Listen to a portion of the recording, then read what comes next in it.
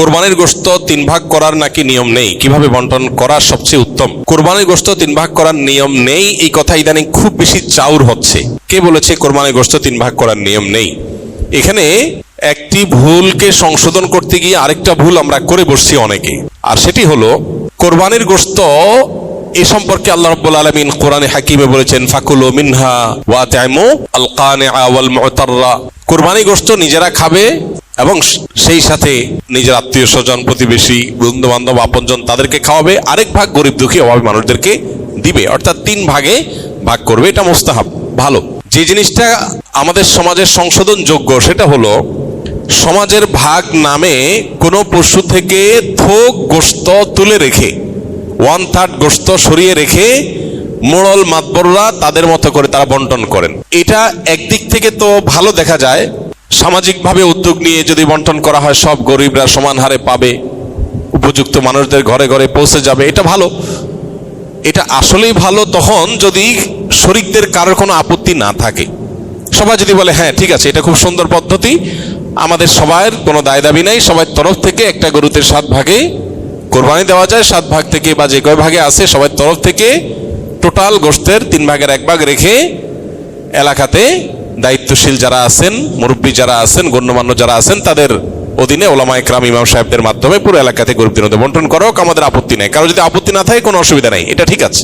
যেহেতু এই জাতীয় ক্ষেত্রে একজন মানুষ তার নিজস্ব কোনো আত্মীয় আছে, গরিব আছে দূরে, তাকে একটু বেশি করে দিবে বা তার মতো করে সে একটু বন্টন করবে, এই বিষয়গুলোর সুযোগ যেহেতু থাকে না ওই সমাজের ভাগ আলাদা করে তুলে ফেলার কারণে, এই জন্য এই বিষয়টা যদি কোনো শরিকদের কারোর আপত্তি থাকে তাহলে এটা উচিত না, তাহলে সেক্ষেত্রে তার হক নষ্ট হবে। কারণ কারোর কোরবানি গোশত তিনি কি করবেন না করবেন, তাছাড়া 3 ভাগ করার যেহেতু ফরজ না, ওয়াজিব না, আবশ্যক না, অতএব আপনি জোর করে তার কাছ থেকে নিবেন না, এটা হলো মূল বিষয়।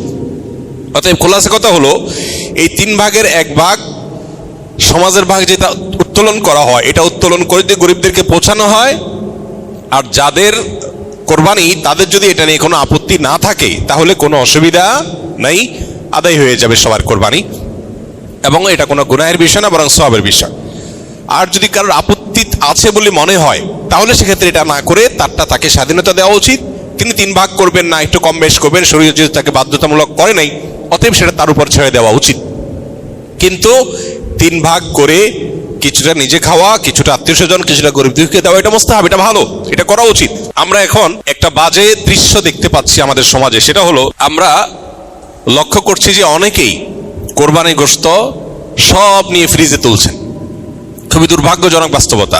যেখানে গরিব দুঃখীর হক আছে, তাদেরকে দেয়া দরকার, তাদের জন্য 1 ভাগ রাখার নির্দেশনা শরীয়তে আছে, সম্ভব হলে আরো বেশি রাখা উচিত, সেটা না করে বেশিরভাগ মানুষজন আজকাল সব ফ্রিজে ভরে রাখে, নামকে অস্তে সামান্য কিছু গরিব দুঃখীকে দিয়ে আর বাকিটা স্তূপ দিয়ে রাখে সারা বছরের গোশত সংগ্রহ রাখার প্রয়োজনে। তো এটা কোরবানির তাৎপর্যকে নষ্ট করে। যে লোক আল্লাহকে সন্তুষ্ট করবার জন্য কোরবানি করেছে, সওয়াবের উদ্দেশ্যে কোরবানি করেছে, এটা তার কাজ হতে পারে না। অতএব 3 ভাগের 1 ভাগ করে গরিব দুঃখীকে গোশত দেওয়ার ব্যাপারটিতে আমাদের আরো বেশি আন্তরিক হওয়া উচিত। সম্ভব হলে বেশিরভাগ গরিব দুঃখীকে দিয়ে সামান্য একটু নিজে রাখলে আরো ভালো, যদি মনে হয় গরিব দুঃখী অভাবী মানুষের সংখ্যা বেশি হয়।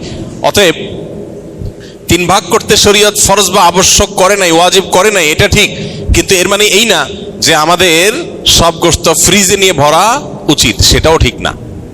অতএব আল্লাহ তাআলা আমাদেরকে বুঝার তৌফিক দান করুন। যাদের হজ করার সুযোগ সামর্থ্য হয় না অর্থের অভাবে, হজ করার যে ফরজ বিধান সেটা আদায় না হলেও হজের সওয়াব অল্প স্বল্প সওয়াব না, এটা কিছু কিছু আমলের মধ্যে আল্লাহ তাআলা রেখেছেন। নবী আলাইহিস সালাম বিভিন্ন হাদিস আমাদেরকে বলেছেন হজের যে মূল ফজিলত সেটা তো আসলে হজ ছাড়া অন্য কোনো কিছুতে অর্জন করা সম্ভব না। বিশেষ করে হজ আদায় করার যে ফরজ, এই ফরজ আদায় হওয়ার জন্য হজ করাই কর্তব্য, হজ ছাড়া অন্য কোনো কিছুতে হজের ফরজ আদায় হবে না।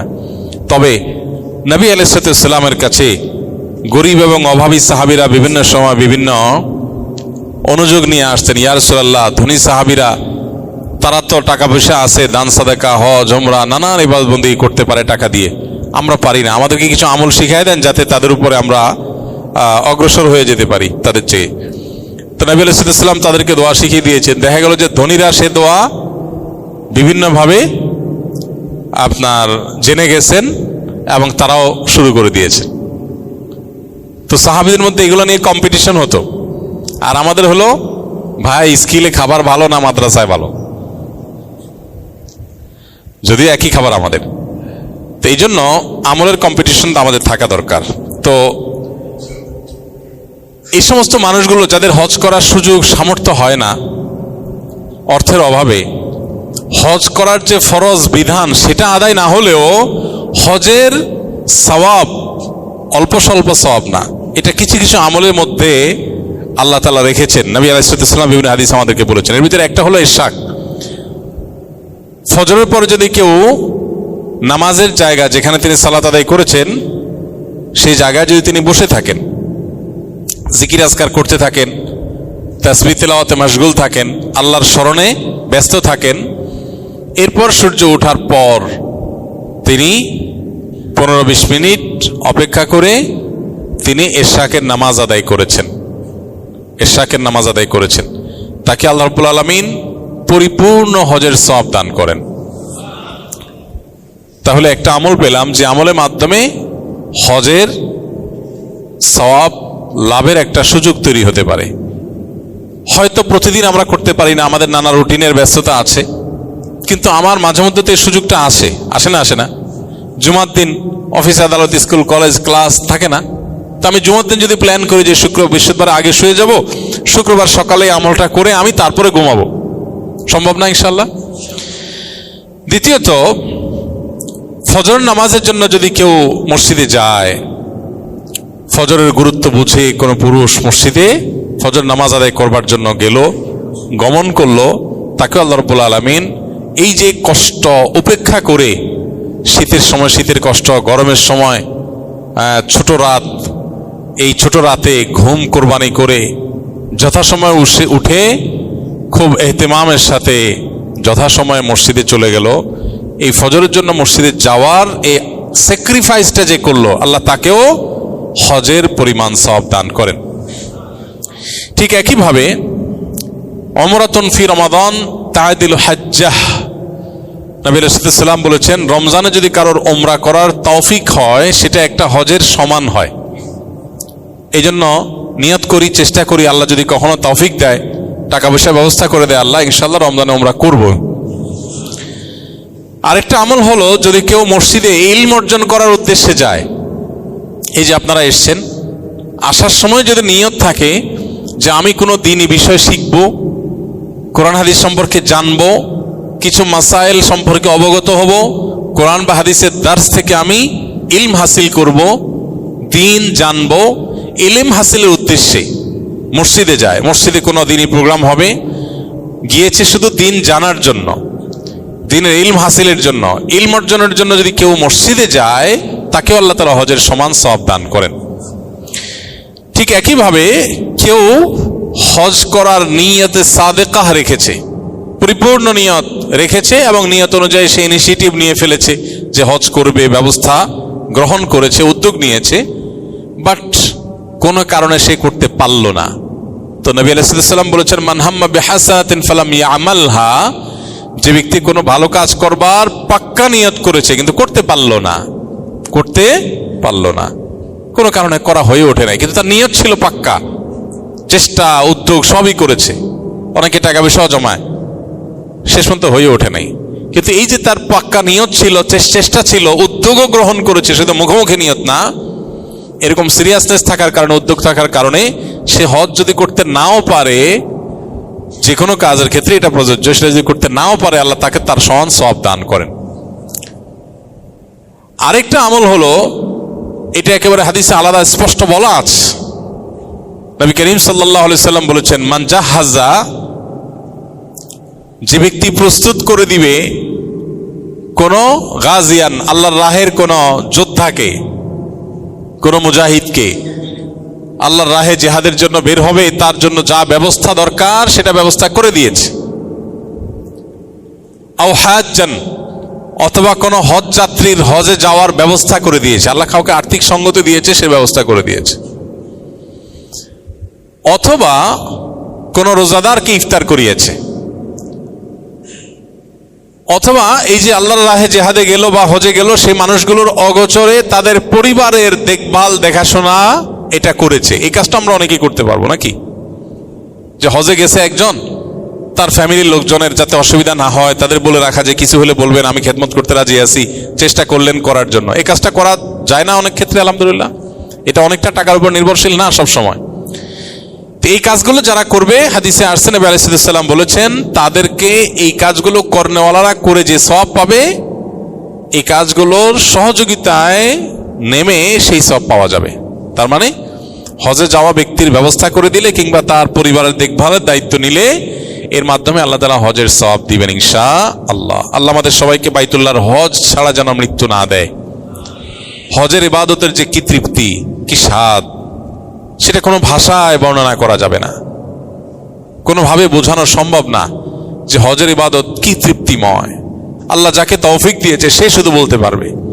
জীবনের সব স্মৃতি মানুষ ভুলে গেলেও হজের স্মৃতি মানুষ ভুলতে পারে না। এটা তাড়া করে বেড়ায়, এটা মানুষকে পজিটিভ অর্থে তাড়া করে, অর্থাৎ সবসময় তাকে আবারও হজে যেতে উদ্বুদ্ধ করে। আরাফার ময়দান, মিনা এবং মুজদালিফার অবস্থানের ভিতরে নুরানি এবং অবর্ণনীয় অদৃশ্য এক সম্মোহনী শক্তি আছে, মানুষকে টানে। রুহানি একটা অবর্ণনীয় উন্নতি হয়ে থাকে। তো আল্লাহ আমাদের সবাইকে সেই হজটা জীবনে একবার হলেও করার তৌফিক দান করুন। বহু মানুষ আছে জীবনের চিন্তাও করেন। আমি একসময় চিন্তাও করি না যে আমার জীবনে কোনো হজের তৌফিক হবে। আলহামদুলিল্লাহ, আল্লাহ এখন তৌফিক দিচ্ছেন অনবরত। তো আল্লাহ কখন কাকে তৌফিক দিবেন সেটা আল্লাহ ফয়সালা করেন। আমরা নিয়ত করব, চোখের পানি ফেলবো, দোয়া করব। হজ যাত্রীরা হজে যাচ্ছে, আমরা যেতে পারছি না, আমরা দোয়া করব, আল্লাহ আপনি হজে যাওয়ার ব্যবস্থা করে দেন, আজকে নয় আবার অন্য কোনো সময়। আমি প্রথম হজে গিয়ে আরাফাতের ময়দানে আল্লাহর কাছে, আরাফাতের ময়দানের দোয়া মিস হয় না, দোয়া কবুল হয়।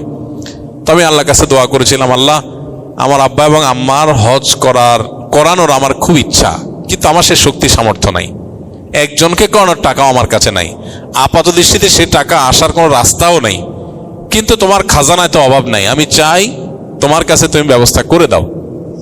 দোয়া করছি, আমার কাছে হজ করাবার কোনো সামর্থ্য নাই, কিন্তু আমার খুব ইচ্ছা যে আল্লাহ আমার বাবা মা জীবদ্দশা আমি হজ করলাম, তাদেরকে হজ যেন করাইতে পারি। খুব দোয়া করলাম, খুব দোয়া করে আসলাম, দেশে আসলাম হজ করে।